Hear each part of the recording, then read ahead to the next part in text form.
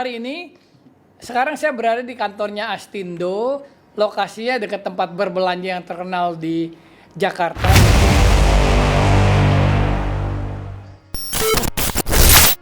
Tamrin City. Tamrin City ya. Tamrin City ini Astindo ini sebuah asosiasi yang sangat terkenal di Indonesia, bahkan sudah di dunia saat ini. Seperti orang Jepang mengetahui Astindo itu apa, orang Singapura, yang dimaksud orang adalah tourism board-nya ya. Jadi kita kenalan langsung aja. Kebetulan di hadapan saya Pak Firdaus, teman saya yang lama sekali. Nah, dia yang bertanggung jawab atas pengurusan asosiasi ini, walaupun nanti ada ketuanya juga ya. Silakan Pak Firdaus, kenalin dulu Astindo. Pak Firdaus ngapain? Ini penting banget nih. Saya mesti buka ini sambil buka KPA.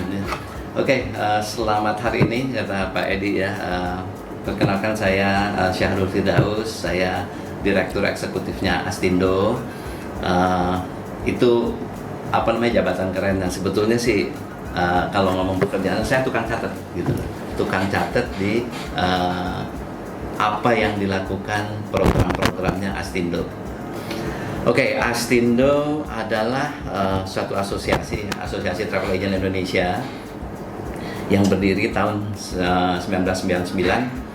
Kemudian berjalannya waktu, akhirnya ada keluar keputusan Menteri Kumham bahwa asosiasi itu harus berbadan hukum. Maka di tahun 2018 Astindo diresmikan sebagai badan hukum melalui SK Kumham RI nomor AHU 0008385 AH 0107 tahun 2018. Itu saya perlu sebutkan Pak Edi biar resmi ya. Abdul ya. Abdul.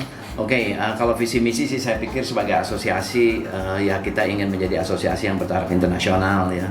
Kemudian misinya ya khususnya nih intinya mensejahterakan anggotanya itu travel agent ya, supaya travel agentnya itu profitabilitas usahanya tinggi lah, kira-kira kayak gitu.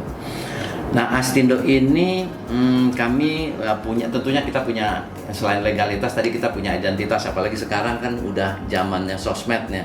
Kita ada Instagram, ada Facebook, ada web, pokoknya tinggal cari Astindo aja ya, itu pasti nyambung. YouTube juga kita ada. Dan bahkan kita udah punya lagu Mars ya. Oh, ada Marsnya juga ya. Wah. Bahkan kita punya batiknya, batik khusus Astindo dengan satu filosofi tersendiri. Nah, Astindo ini tadi Pak Edi bilang dikenal di internasional. Jadi Astindo selain kita menjadi anggota, pengurus kami juga duduk di kepengurusan asosiasi dunia. Seperti yang pertama itu adalah WTAA, World Travel Agent Association Alliance. Lalu kita juga menjadi anggota dari WTA, World Tourism Alliance. Dan di regional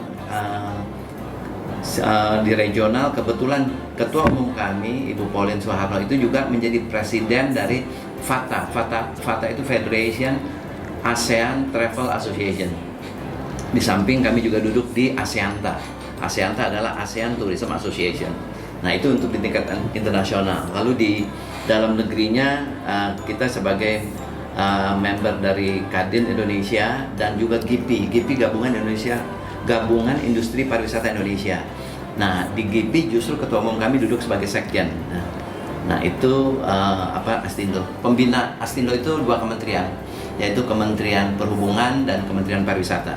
Kenapa ada Kementerian Perhubungan? Karena kan travel agent jualan tiket. Tiket airlines itu berada di bawah Kementerian Perhubungan. Nah, kira-kira itulah Astindo. Ya, itu banyak sekali ya, panjang sekali. Ya, mungkin kalau orang biasa atau customer kenal dengan Astindo Fair ya. Astindo pameran travel yang salah satunya terbesar di Indonesia yang diadakan oleh Astindo, dan di mana konsumen mendapatkan informasi yang lebih baik dan juga harga yang lebih mumpuni ya dalam hal ini. Tahun ini udah selesai, Pak. Jadi gini, Astindo itu sebagai pioneer, sebagai pilot ya, mengadakan travel fair di Indonesia. Jadi tahun 2011 Astindo memulai Astindo Travel Fair. Jadi tahun ini itu kita sudah yang ke-12 kalinya. Waduh, 12 kali. 12 kalinya. Kebetulan, jadi setiap tahun kita adakan itu biasanya di JCC ya. Nah, di tahun 2021 kita absen untuk yang secara offline karena kan pandemik. Pandemik, oke. Tapi kita lakukan secara online, ya, secara online. Nah, yang offline baru kita lakukan lagi di tahun 2022 tahun ini. Nah, 22 kebetulan di tahun ini kita melakukan 2 kali. Nah, jadi Astindo Travel Fair itu sudah yang ke-12 kalinya. Ini yang mungkin perlu disampaikan bahwa kenapa kita dianggap berhasil ya. Karena kan Astindo Travel Fair itu diikuti oleh banyak airlines. Bukan hanya 1-2 airlines, tapi pernah mencapai pesertanya itu 21 airlines yang ikut. Nah, 21 airlines itu memberikan gimmick-gimmick, memberikan harga khusus, potongan harga yang sangat tinggi di Astindo Travel Fair. Di samping kita juga mendapat sponsor dari bank partner kita, memberikan cashback. Nah, jadi buat tamu tuh kalau di Astindo Fair kan biasanya tamu Indonesia ke toko sebelah. Jadi satu tempat itu banyak tokonya sebelah. Jadi agak mempersingkat waktu kita kunjungan dan juga dikasih entertainmentnya juga ya. Bukan hanya kita beli dan jual. Tapi ada ceritanya, performance apa. Nah, kebetulan di mana performance-nya itu biasanya juga akan diisi dari negara-negara tujuan wisata. Ya, tapi langsung dari di mana? Misalnya Korea datang lah. Itu jadi sebelum kita ke Korea kita bisa nikmatan pamerannya di Astindo Travel Fair. Nah, itu sungguh luar biasa ya. Jadi didatangkan performance-nya tuh misalkan para penarinya atau pesulapnya atau bahkan kita pernah datengin itu loh dinosaurus, mungkin sekarang dinosaurus biasa. Udah biasa, tapi itu hari tahun berapa ya, 2017 apa saya lupa tuh. Nah, kita mendatangkan tuh yang dia bisa bergerak kemana-mana. Nah, itu datang dari luar negeri langsung. Jadi ini sungguh luar biasa sekali. Pamerannya kita datang nggak beli juga nggak apa-apa ya. Ya, nikmatin aja semuanya. Ya itu tambah pengetahuan lah buat kalau customer yang mau datang ya. Tapi yang pasti kalau ke situ pasti akan beli karena kesempatan kita cuma setahun sekali ya. Di situ harganya murah ya. Udah gitu bisa mendapat benefitnya lebih banyak. Oh, banyak. Oke. Jadi luar biasa sekali. Nah, kalau customer yang ingin beli tiket, tungguin lagi pameran Astindo Fair ya di tahun depan. Pasti Februari, luar biasa. Oh, rencana Februari tuh, pas tuh. Lagi dapat duit ya, Valentine. Oke, nah sekarang banyak sekali dari asosiasi urusannya. Ya, kita tahu urusannya asosiasi biasanya hanya mewakili sebuah asosiasi dalam hal administrasi ya, Pak. Ya. Nah, tapi Astindo ini luar biasa sekali masuk ke dalam human resource development-nya. Jadi ke dalam karyawan itu sendiri. Jadi ini sebuah karena Astindo menyadarkan bahwa keadaan dari pekerja di pariwisata, insan pariwisata yang kita kategorikan ke dalam satu dulu adalah insan pariwisata travel bureau ya Pak. Nah jadi saya juga nggak tahu bagaimana sih keadaan insan pariwisata di travel bureau-nya nih Pak saat ini.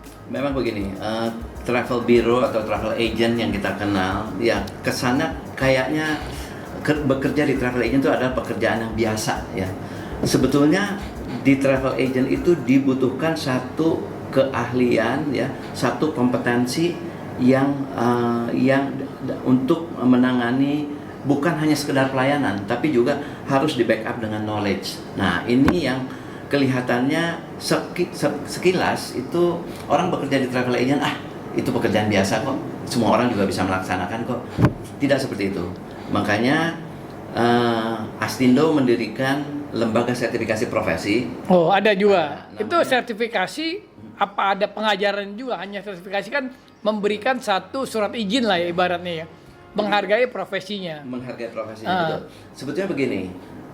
Kita juga ada training center, Astindo Training Center. Nah, memang ada paket yang dikawinkan antara training dengan si sertifikasinya. Tapi sertifikasi itu lebih kepada pengakuan keahlian atau kompetensi orang yang ada. Misalkan gini, tanpa mengikuti pelatihan, tanpa mengikuti training, mereka yang udah bekerja nih di travel agent, dia pengen tahu kemampuan diri dia, ini kompetensi dia apakah memadai sebagai travel konsultan misalkan.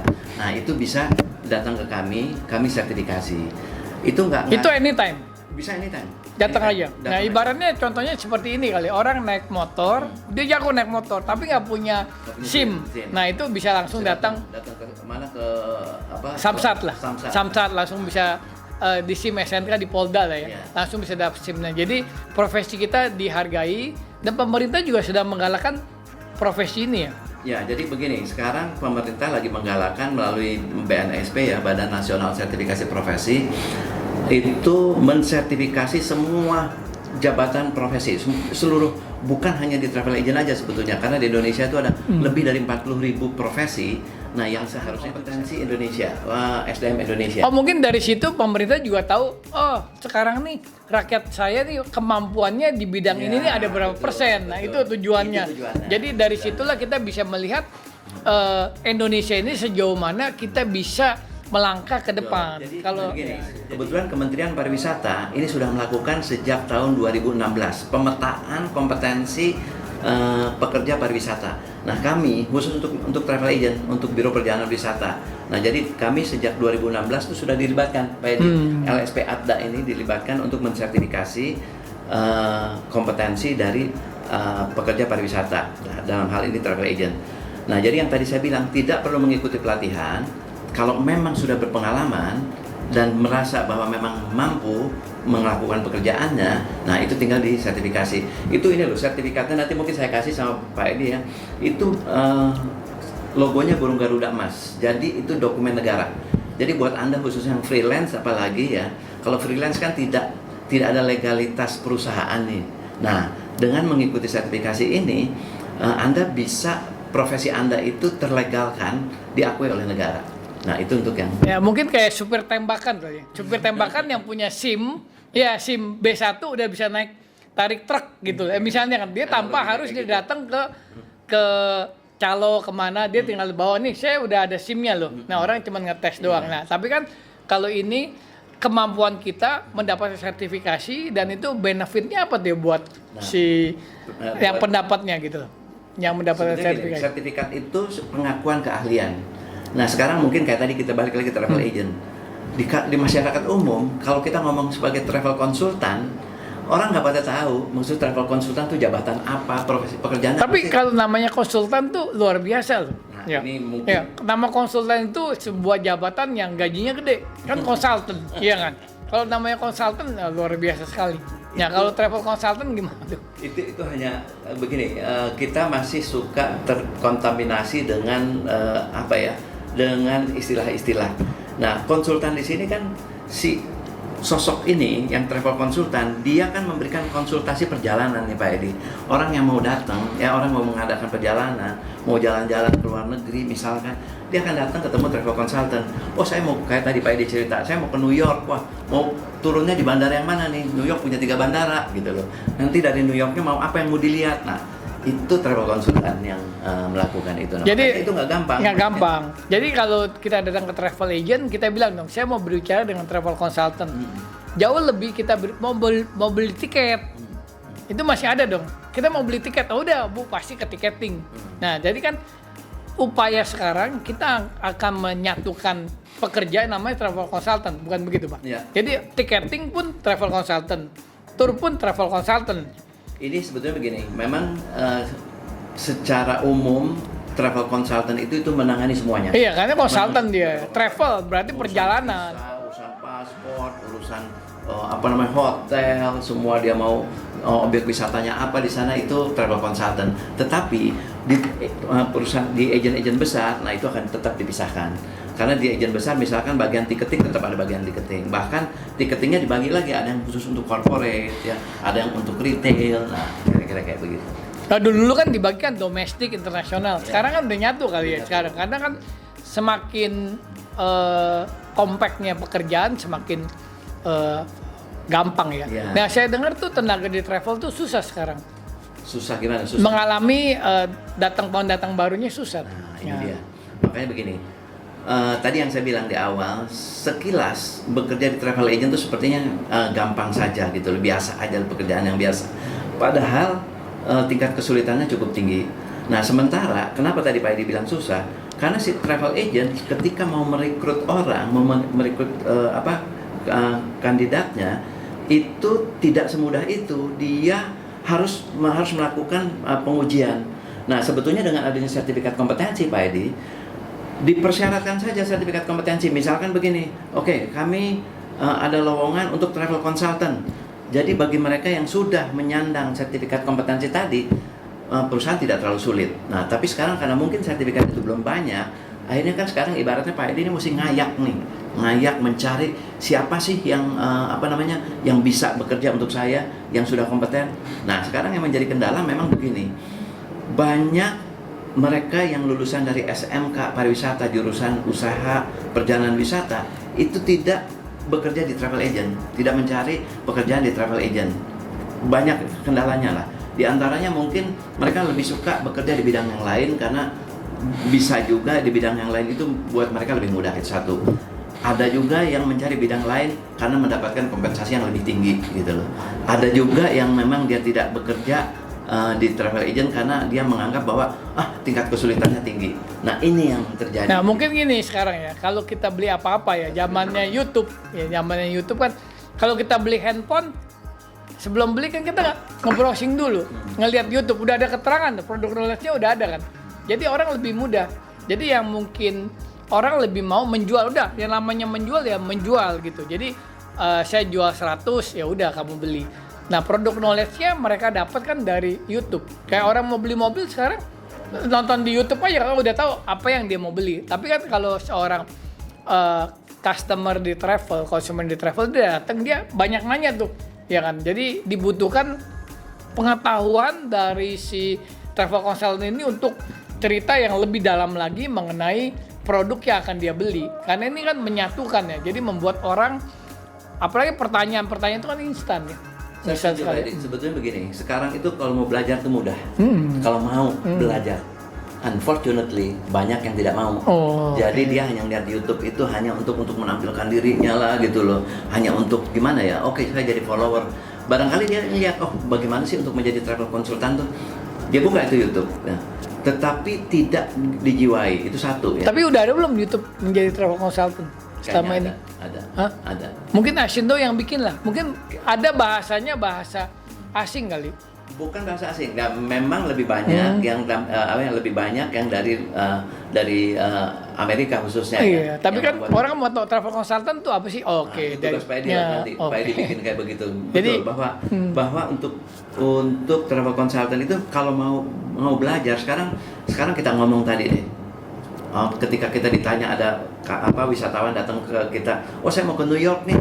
Nah, betul Pak Edi, kita tinggal googling aja sekarang di New York ada berapa airport, objek wisata apa saja. Sebetulnya bisa seperti itu. Nah, tetapi memang begini, apapun ceritanya, knowledge itu tidak instan untuk didapatkan. Dibutuhkan satu pengalaman Pak Edi. Karena apa? Orang itu biasanya berbicara begitu lugas kalau yakin di kepalanya nempelnya itu udah lama, bahwa dia udah ngeliat misalkan ya, jadi pengalaman udah datang ke sana. Nah, itu akan lebih meresap dan menjelaskannya akan lebih lebih bercerita lah. Bukan, ada unsur entertainmentnya, jadi senang gitu. Ya, senang, menjiwai. Nah, contohnya gini ya Pak Fir ya. Kan Pak Fir bilang susah ya orang datang ya. Kita lihat sekarang orang menjual produk, misalnya udah gampang lah.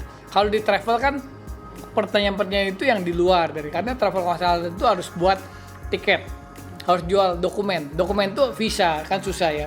Jadi informasi-informasi yang ada itu di internet agak kurang, kecuali tujuan wisata udah banyak tujuan, tapi kan airport itu kan pertanyaan-pertanyaan yang harus digali terus gitu, nggak langsung instan. Nah, sedangkan kalau kita bekerja di sebuah perusahaan otomotif, jualan mobil, kan mobil nggak setiap hari bikin produk. Jadi dia bekerja, taruhlah merek A, paling dia setahun hanya tiga produk mobil, ya gampang dong menguasainya. Sedangkan travel consultant dia harus menguasai dunia loh. Dunia itu ya luas. Dari dulu orang mau menguasai dunia. Kita Jakarta aja, Jakarta punya berapa airport? Ya kan? Ada 2, Halim. Ya, sekarang Pondok Cabe juga dipakai kan. Nah, itu kan update. Kalau orang jual mobil lebih gampang, sekali dia apal udah seterusnya apal. Dia jual obat seterusnya apal. Dia jual apapun sama. kayak gadget apa dan lain sebagainya. Tapi travel agent ini kan dia dunia itu hanya tiket, ya. Belum lagi dokumen. Dokumen itu kan pengurusan visa, pengurusan paspor. Nah itu peraturannya kan berubah-ubah terus. Dia harus update setiap hari. Nah kadang-kadang kita bilang, apakah orang travel agent harus tidur ya? Nah nggak boleh tidur kan, mesti update terus ya. Nah itu gimana? Justru itu yang dilema Pak Edi. Ini yang saya mau bilang sama masyarakat luas ya. Inilah yang ketakutan mereka yang mau bekerja di travel agent. Karena apa? Begitu cepatnya informasi berubah ya, kayak Pak Edi bilang tadi, kalau jualan mobil barangkali diproduksi satu mobil itu bisa selama 3 tahun. Iya, itu lagi. Itu aja. Cuman live phase ya. Keluar lagi yang baru ya hanya rubah sedikit-sedikit. Iya. Tapi tidak di travel agent. Begitu cepatnya informasi sekarang, apalagi di zaman sekarang nih, keimigrasian. Ya, negara ini begitu buka bordernya, persyaratannya mesti kayak begini. 2 minggu ke depan ini bisa ganti loh. Iya, berubah lagi. Nah, itu yang menjadi momok kalau menurut saya. Kenapa tadi Pak Edi bilang susah mencari orang untuk di travel agent? Karena apa? Ekspektasi dari pengelola travel agent itu tinggi, sedangkan supply-nya tidak setinggi itu, gitu loh. Nah, hasil dari lembaga pendidikan itu hanya normatif saja. Nah, sedangkan perkembangan di industri itu begitu cepat, ya, begitu begitu cepat berganti. Dinamis lah. Sangat dinamis. Nah, kalau Ini kita yang lihat, kita kejar. apakah kendala ini yang kita kejar karena dunia pendidikan terlalu jauh dengan dunia yang nyata. Ya. Jadi ibarat orang tuh ngajarnya ini belum nyampe, begitu nggak menurut? Justru makanya kita baru aja kehadiran, kita sama Diknas itu diminta untuk memberikan magang atau pelatihan terhadap saya lupa ya, 16 dosen-dosen dari Politeknik Negeri jurusan pariwisata. Nah, ternyata mereka begitu kita terjunkan di sini, ya dimagangkan dan juga kita berikan training di sini, memang singkat. Akhirnya mereka juga menyampaikan kesulitan-kesulitannya. Nah, ini yang gap antara lembaga pendidikan dengan industri, Pak Edi. Nah, memang kalau saya perhatikan, mereka yang mengajar di industri, di lembaga pendidikan itu harus terjun ke lapangan, harus mengalami. Karena ini Baru bisa ngajar baru gitu. bisa ngajar. Untuk pariwisata ya. Karena apa? Mereka butuh real ya, butuh realita ya. Saya sih bilang bahwa pariwisata itu tidak bisa digantikan. Selama ada kehidupan di dunia, pariwisata tidak akan bisa digantikan. Walaupun sekarang kita Tenaga kerjanya. apapun. Sekarang walaupun ada metaverse, Iya, oke. kita tahu metaverse. Oke, kita lihat di Jepang udah ada hotel yang mempekerjakan digital. Jadi hadir orang itu hanya tampilannya aja, orangnya tidak ada gitu loh. Nah, Tapi itu sekarang kan orang tidak punya harga berarti. Jadi orang manusia sebenarnya tidak punya harga dong kalau metaverse ya. Nah, tapi kan sentuhan yang asli itu tidak akan bisa digantikan. Ya sekarang misalkan contohnya kita mau berwisata ke Jogja, makan gudeg gitu loh. Gudeg itu nggak bisa di metaverse kan gitu loh. Kira-kira seperti itu. Yang gudeg kan banyak juga. Banyak. Yang mana yang enak ya juga Iya. selera ya. Nah itu kan yang luar biasa. Jadi pariwisata tidak bisa digantikan. Nah jadi untuk tenaga kerja ini kan sulit nih. Nah mungkin ya dari lulusan itu kurang mendapatkan kebersamaan, kecocokan dalam bekerja. Apa masing ibaratnya gitu loh. Kita bikin mobil, tapi di sirkuit masing pelan aja itu mobil, kalah dengan mobil-mobil yang lain. Jadi begitu lulus, orang itu harus belajar lagi untuk menempatkan dirinya sebagai pekerja di travel. Nah kalau yang lain-lain kan begitu lulus kayak orang coding ya. Begitu lulus udah langsung bisa coding, sama gitu. Coding itu komputer ya, buat ya kalau saya lihat pekerja komputer begitu bisa coding di kampus, dia akan masuk ke dunia usaha, dia langsung jalan gitu loh. Nah, sekarang kan kalau dari dunia travel tuh masing bingung juga, betul nggak sih? Makin bingung. Betul Betul sekali. ya? Jadi lembaga pendidikan pariwisata khususnya maksudnya ya, itu sangat tertinggal ketika mereka diajarkan di bangku kuliah atau di kelas. Apa yang diajarkan itu di industri sudah tidak ada lagi. Oh, berarti tidak sesuai dengan kegiatan yang Sebetulnya begini, now-nya nggak ada. Now-nya nggak ada. Karena itu memang terlalu cepatnya dinamika perkembangan teknologi sehingga merubah ini semua. Nah, bukan hanya teknologi aja yang tadi saya bilang mengenai keimigrasian aja ya sekarang nih, apalagi di zaman sekarang ya, misalkan ada kedutaan dari satu negara mengatakan bahwa oke, kita akan dibuka di border, nanti persyaratannya untuk mengapply visa ada begini harus ada surat ini. Udah nih, 1 bulan kemudian keluar lagi surat edaran baru, dia berubah lagi. Nah, bayangkan kita yang di industri saja itu dalam tanda petik kita mesti terbirit-birit untuk menyesuaikan, apalagi di lembaga pendidikan. Di lembaga pendidikan itu biasanya kurikulum itu kan harus digodok dulu tuh di Diknas ya, dari Diknas digodok, dan itu makan waktu tahunan. Nah, ketika nyampe di sekolahan, nyampe di bangku kuliah, itu sudah tertinggal 2 atau 3 tahun. Nah, sekarang sedangkan di industri tadi hanya cuma 2 minggu gitu. Oh, jadi kalau kayak balapan di sini mesinnya 200 cc, di situ baru 50 cc. Ya, pada waktu 50 cc itu dikirim. Ya, ternyata di sini udah 200 cc, udah pas ikut lagi ketinggalan lagi gitu ya. Nah, makanya saya sarankan kepada para pengajar ya, baik itu dosen, baik itu pengajar di SMK, Sekolah Menengah Kejuruan Pariwisata, khususnya yang usaha jasa pariwisata, usaha perjalanan wisata, rajin ke industri, terjun ke industri, datang ke industri, nggak usah sungkan-sungkan menanyakan apa sih yang baru gitu loh, apa sih sesuatu yang baru supaya Anda update ya. Nah, kalau Anda update berarti juga langsung bisa diberikan kepada anak didik atau kepada mahasiswa, dan mahasiswa pun juga update. Apalagi sekarang begini, sekarang zaman teknologi yang semua kita bisa online ya, bisa mencari. Karena tadi pemberitahuan misalkan itu dari kedutaan, mereka juga kan melakukan melalui media yang online, jadi itu bisa di searching ya. Kayak Jerman dulu kan nggak ada tanda tangan di belakang, nah itu kan masalah juga ya. Jadi tiap peraturan tuh berubah, jadi kita harus update terus ya. Nah, peraturan itu kan dibikin bukan berdasarkan dia meeting dulu. Di Jerman nggak perlu meeting sama kita, dia keluarin aja langsung ya kan. Iya, kebijakan langsung cepat gitu. Kalau biasa kan ada kebijakan kan meeting dulu beberapa bulan, nah itu baru enak dipantau, kita bisa ngikut. Kalau ini langsung, tapi kan tamu datang terus juga nanya-nanya, itu ya yang membuat kendala orang travel ya. Kayaknya orang travel tidur aja susah. Nah, nggak, satu lagi yang saya bilang, pengajar juga harus dinamis seperti orang travel ini, seperti Pak Edi ini yang luar biasa sekali. Terima kasih. Beliau, saya sebut beliau adalah profesor ya, karena beliau begitu menguasai SOP di travel agent itu dari A sampai Z. Mungkin kalau ada huruf setelah Z juga dia tahu gitu loh ya. Nah, jadi kepada para pengajar pun, kepada para dosen atau juga para pengajar, jadi jangan tidur. Tidak ada waktu yang kosong. Kalau menurut saya harus terjun ke masyarakat. Karena begini, maksud saya terjun ke industri, lihat apa perkembangan. Karena ini saya tarik ke pariwisata ya. Yang saya bilang tadi, pariwisata itu tidak akan punah. Kita tuh sebetulnya hampir setiap hari kita juga berwisata. Sekarang Pak Edi nih, dari tempat tinggal Pak Edi ke sini tadi, pasti di jalan juga lihat-lihat dong. Iya. Ada ini. Passing side. Nah, jadi itu berwisata. Nah, sekarang kepada Bapak guru, kepada Bapak dosen ini, berwisatanya sambil mendapatkan info-info yang baru atau mendapatkan knowledge yang baru yang untuk ditularkan kepada anak didiknya. Anak didiknya itu kan kita butuh juga menjadi industri kita ya.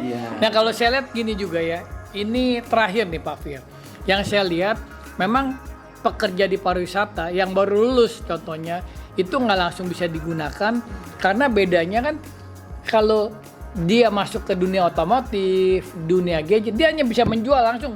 Pelajaran selling skill-nya udah ada. Ya kan gampang, selling skill mah gampang, ketemu orang, apa kabar, nah ini produk yang kita tawarkan. Apalagi sekarang kan yang saya bilang, orang mau beli mobil, buka aja YouTube, dia mobilnya gini canggih, buka aja. Handphone kan tinggal buka kan, bisa kan, ini handphonenya canggih nih. Ya, sedangkan di travel, begitu dia lulus, dia jago lah seorang sales skill yang bagus ngomongnya. Tapi berkendala dengan peraturan yang berubah-ubah. Hari ini dia ngomong besok udah berubah lagi. Nah, disitulah diperlukan update. Jadi kalau saya boleh rangkumkan, kita ini update-nya melebihi dari Apple. Apple kan ada update tuh kalau punya handphone Android, punya handphone Apple kan dia update kan, ada update kan, dia mesti sebulan sekali atau 2 bulan sekali atau 3 bulan sekali, itu masih mendingan. Kalau jadi kerja travel tuh harus ada setiap hari. Bukan hanya setiap hari. Sekarang ya, Pak Edi bilang kan, WA itu sudah menjadi tempat kerja kita. Iya. Pak Edi, saya bangun pagi nih, yang saya lihat adalah WA. Nomor 1 WA dari sekretaris saya. Lihat apa yang dia kirim. Biasanya apa? Itu surat-surat atau surat, biasanya apakah itu dari Kementerian Pariwisata, apakah itu dari airlines, ada sesuatu yang baru. Nah, itu dia posting. Nah, itulah yang update. Jadi kalau ngomong per hari, sudah bukan per hari lagi. Jadi ini kita, makanya kenapa gadget di tangan, HP di tangan kita terus, karena selalu ada sesuatu yang baru. Nah, jadi memang betul kita nggak bisa tidur. Cuma ada satu hal yang saya mau sampaikan begini. Kebetulan Pak Edi ini di Lembaga Pendidikan Pariwisata, mungkin ada yang kenal namanya Pak Putu Laksaguna ya. Beliau memperjuangkan bahwa lulusan dari S1 dari perguruan tinggi pariwisata itu equal dengan level 6 atau di level 6 ya. Manager. Nanti saya berikan sampai ininya levelingnya ya. Sedangkan pekerja pariwisata itu dimulai dari level 2. Nah, itu akan naik terus ya. Naik level jadi dari mulai junior staff, kemudian supervisor, assistant manager, manager. Nah, manager itu di level 6 ya. Nah, sedangkan sampai sekarang saya belum pernah mendengar satupun travel agent besar sekalipun menerima karyawan S1 dari jurusan pariwisata langsung sebagai manajer. Tidak pernah. Pasti dia mulai dari bawah. Karena tadi yang Pak Edi bilang bahwa memang karena lembaga pendidikan ini belum se-update industri. Kira-kira kayak gitu. Iya, jadi dalam level manajemen yang dimaksud mungkin kalau di perusahaan lain hanya sebuah karakteristiknya dari seseorang yang mungkin ya. Karena yang seperti kita bilang lagi bahwa apapun yang dikerjakan di tempatnya itu sistem mereka udah ada terus. Misalnya kita masuk ke Indofood, ya udah sama, semua akan sama terus kan. Dia nyetak bakmi, nyetak kue apa ya udah sama. Jadi yang diperlukan sebuah intelektual untuk membangun perusahaan. Kalau kita tuh kayak factory lah. Kayak perusahaan memproduksi barang ya. Jadi masing-masing travel agent punya produk yang berbeda. Iya. Terus kayak contohnya kalau kita kerja di airline ya gampang. Kita hanya menguasai satu airline ya. Kita kerja di Cathay Pacific, kita menguasai Cathay Pacific aja.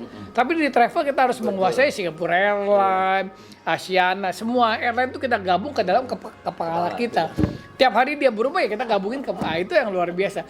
Mengenai hotel ya. Hotel kan kita nggak jual 1 kamar atau 2 kamar, tapi hotel ini kan berbeda-beda lokasinya. Jadi setiap travel consultant harus tahu.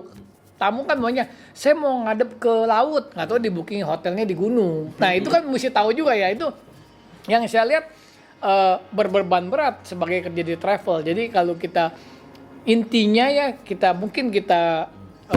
orangnya dulu nih yang kita cari. Orangnya seperti apa sih Pak Fir yang cocok buat pekerja travel gitu. Orangnya dulu aja dah. Yang pasti nomor 1 harus dinamis.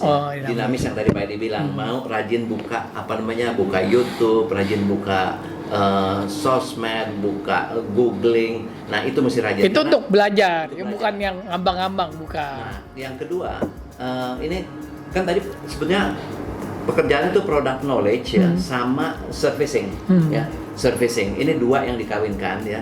Nah, yang pasti bahwa yang bekerja di travel itu orang memang harus peduli. Jadi kalau Anda memang nggak peduli sama orang, nggak peduli sama sebelah Anda, nggak peduli sama orang banyak, jangan masuk di. Nah, itu cocoknya jadi tukang komputer aja. Ketika coding, tukang coding tuh nggak perlu sama siapa-siapa kan, dia kerja sendiri aja ya.